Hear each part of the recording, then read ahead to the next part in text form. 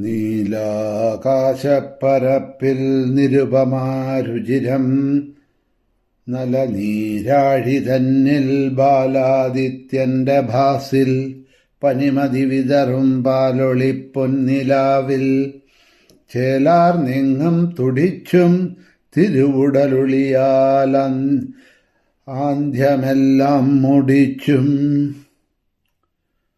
ലീലാനൃത്തം ചവിട്ടും ഭഗവതി അനിശം ഭദ്രമാകട്ടെ വിശ്വം. ദേവീ ശരണം അമ്മേ. സുപ്രഭാതം, ശുഭദിനം. എല്ലാ ധന്യാത്മാക്കൾക്കും പുലർകാലവന്ദനം. ശ്രീമദ് ഭാഗവത നിത്യപാരായണ പരമ്പരയുടെ ഇന്നത്തെ യജ്ഞവേദിയിലേക്ക് എല്ലാ സജ്ജനങ്ങൾക്കും സുസ്വാഗതം. ശ്രീമദ് ദേവി ഭാഗവതം നവമസ്കന്ധം 14-ാമത്തെ അധ്യായമാണ് നാം ഇന്നലെ അവലോകനം ചെയ്ത് നിർത്തിയത്.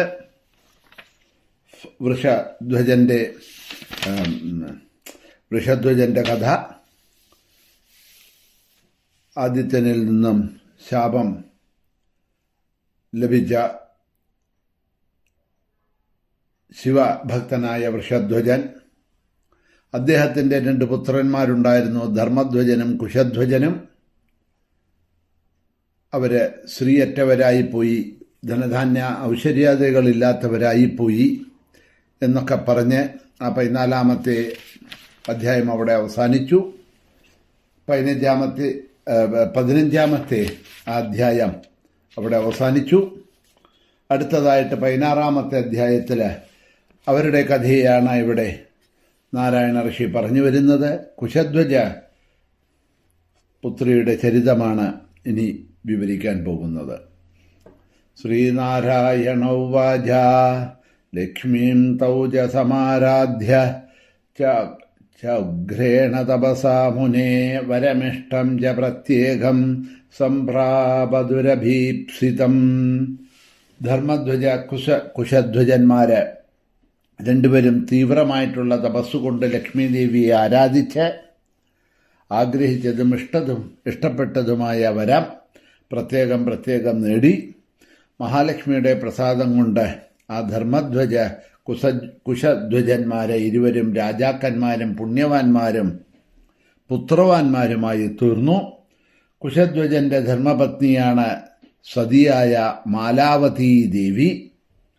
അവൾ യഥാകാലം ലക്ഷ്മീദേവിയുടെ അംശത്തോടുകൂടിയ ഉത്തമമായിട്ടുള്ള ഒരു പുത്രിയെ പ്രസവിച്ചു. ആ കന്യക ദീർഘകാലം കൊണ്ട് ആത്മജ്ഞാനമുള്ളവളായി തീർന്നു. ജനിച്ച ഉടൻ തന്നെ സ്പഷ്ടമായി വേദധ്വനി മുഴക്കിക്കൊണ്ട് അവൾ ആ സൂതികാഗൃഹത്തിൽ നിന്ന് പുറത്തു വന്നു. ജനിച്ച മാത്രയിൽ തന്നെ അവൾ വേദധ്വനി മുഴക്കിയിരുന്നത് കൊണ്ട് വിദ്വാൻമാർ അവളെ വേദവതി എന്ന് വിളിച്ചു വന്നു എന്നാണ് പറയണത്. കുശധ്വജന്റെ പുത്രിയായിട്ട് വേദവതി എന്ന് വിളിച്ചു. ജനിച്ച ഉടൻ തന്നെ സ്നാനം ചെയ്തിട്ട് അവൾ തപസ്സിനു വേണ്ടി വനത്തിലേക്ക് പോകുകയാണ് ചെയ്തത്. നാരായണനിൽ തന്നെ ദത്തശ്രദ്ധമായിട്ടുള്ള അവളെ സകലരും തപസ്സിൽ നിന്ന് പിന്തിരിപ്പിക്കാൻ പരിശ്രമിച്ചു എന്നുണ്ടെങ്കിലും പ്രയോജനമുണ്ടായില്ല. തപസ്വിനിയായിട്ടുള്ള അവള് പുഷ്കരതീർത്ഥത്തിൽ വച്ച് ഒരു മന്വന്തരം അത്യുഗ്രമായ തപസ് അനുഷ്ഠിച്ചു. എന്നിട്ടും അവൾ നവയൗവനത്തോടുകൂടി പുഷ്ടി പ്രാപിച്ചതല്ലാതെ ഒട്ടും ക്ഷീണിച്ചില്ല. ഒരു ദിവസം അവൾക്ക് അപ്രതീക്ഷിതമായിട്ട് ഒരു അശരീരി കേൾക്കാനിടയായി. ജന്മാന്തരത്തിൽ നിനക്ക് ശ്രീഹരി തന്നെ ഭർത്താവായി ഭവിക്കും, ബ്രഹ്മാദികൾക്കും ദുരാരാധ്യനായവനെ നിനക്ക് ഭർത്താവായി ലഭിക്കും. ഇപ്രകാരം അശരീരി കേട്ട അവള് അധികം സന്തുഷ്ടയായി. പിന്നെയും തപസ് ചെയ്തു. ഗന്ധമാദന പർവ്വതത്തില് നിർജ്ജനമായ ഒരു ഭാഗത്താണ് അവൾ ആ തപസ്സൊക്കെ അനുഷ്ഠിച്ചു വന്നത്. ദീർഘകാലം തപസ്സിൽ മുഴുകി വിശ്വാസപൂർവം അവിടെ തന്നെ അവളെ കഴിച്ചുകൂട്ടി. അവിടെ വെച്ച് ഒരിക്കൽ അജയ്യനായ രാവണൻ തന്റെ മുമ്പിൽ നിൽക്കുന്നതായിട്ട് ഈ വേദവതി കണ്ടു. കണ്ടപ്പോഴ് അതിഥി മര്യാദ അനുസരിച്ച് അവൾ അദ്ദേഹത്തിന് പാദ്യം കാൽ കഴുകാനുള്ള ജലം നൽകി. സ്വാദുള്ള ഫലങ്ങളും നല്ല തണുത്ത ജലവും നൽകി രാവണനെ സൽക്കരിച്ചു. അത് ഭക്ഷിച്ചിട്ട് മഹാപാപിയായ അവൻ അവളുടെ അടുക്കൽ തന്നെ ഇരിപ്പായി. പിന്നീട് അവളോട്, ഇവിടെ കഴിഞ്ഞുകൂടുന്ന നീ ആരാണ് എന്നൊക്കെ ഇതാ ചോദിക്കാൻ തുടങ്ങി. അവളുടെ രൂപസൗന്ദര്യം, മഴകാർന്ന ആ രൂപസൗന്ദര്യമായിട്ടുള്ള ആ സുന്ദരിയെ കണ്ട് രാവണൻ കാമബാണപീഡിതനായി മോഹത്തിലാണ്ടു. അവൻ അവളെ കൈകൊണ്ട് തന്നിലേക്ക് വലിച്ചടിപ്പിച്ച് ശൃംഗരിക്കാൻ ആരംഭിച്ചു എന്നാണ് പറയണത്. അത് കണ്ട സതിയായി അവൾ കോപിച്ചു, അവനെ സ്തംഭിപ്പിച്ചു. കയ്യും കാലും ചലിപ്പിക്കാനാകാത്തവനായിക്കൊണ്ട് ഒന്നും മിണ്ടാൻ പോലും രാവണന് കഴിയാതെ കണ്ടായി. ഈ അവസ്ഥയിൽ രാവണൻ മനസ്സുകൊണ്ട് കമലലോചനായ ദേവിയുടെ സമീപത്തെത്തി അവളെ സ്തുതിച്ചു. അവന്റെ സ്തുതി സഫലമാകണം എന്ന ചിന്തയോടെ സന്തുഷ്ടയായി പരലോകത്ത് അതിനുള്ള ഫലം നൽകാനായിക്കൊണ്ട് ആ സ്തുതിയെ സ്വീകരിച്ചു. ദേവീഭജനം നിരർത്ഥമാവില്ലല്ലോ, വെറുതെ പോവില്ലല്ലോ. അതോടൊപ്പം ആ ദേവി അവനൊരു ശാപവും നൽകി. ദുരാത്മൻ, നീ ഞാൻ നിമിത്തം ബന്ധുക്കളോടൊപ്പം നശിക്കും. എന്തെന്നാൽ നീ കാമഭാവനയോടെ എന്നെ സ്പർശിക്കുകയുണ്ടായി. നീ ഇപ്പോൾ എൻ്റെ ശക്തി എത്രയുണ്ടെന്ന് കണ്ടുകൊള്ളൂ എന്ന് പറഞ്ഞിട്ട് ആ വേദവതി യോഗശക്തിയാൽ സ്വദേഹം ഉപേക്ഷിച്ചു. അപ്പോൾ രാവണൻ ആ മൃതശരീരം ഗംഗയിൽ നിക്ഷേപിച്ചിട്ട് സ്വന്തം ഗൃഹത്തിലേക്ക് യാത്രയായി.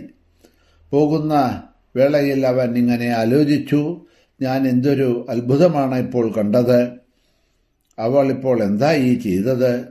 ഇങ്ങനെയൊക്കെ ചിന്തിച്ച് വീണ്ടും വിലപിച്ചു. കാലാന്തരത്തിൽ ആ സാധ്വി ജനകന്റെ പുത്രിയായി ജനിച്ച് സീതാദേവി എന്ന വിഖ്യാതിയായി.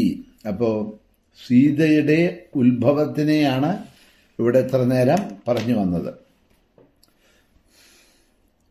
അവൾ നിമിത്തമായി രാവണൻ കൊല്ലപ്പെട്ടു.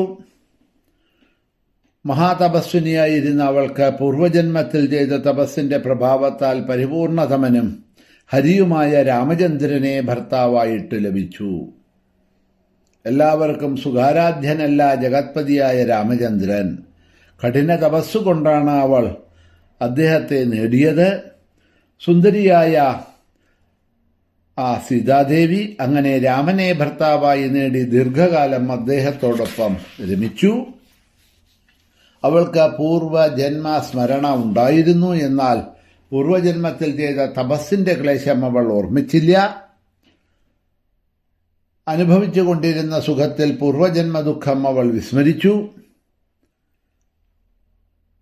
അത്യന്തം നവയൗവനയായ അവൾ സുന്ദരാകാരനായ രാമനെ ഭർത്താവായി നേടി നാനാവിധങ്ങളായ സുഖഭോഗങ്ങളിൽ മുഴുകി ഏറെ നാൾ വിഹരിച്ചു.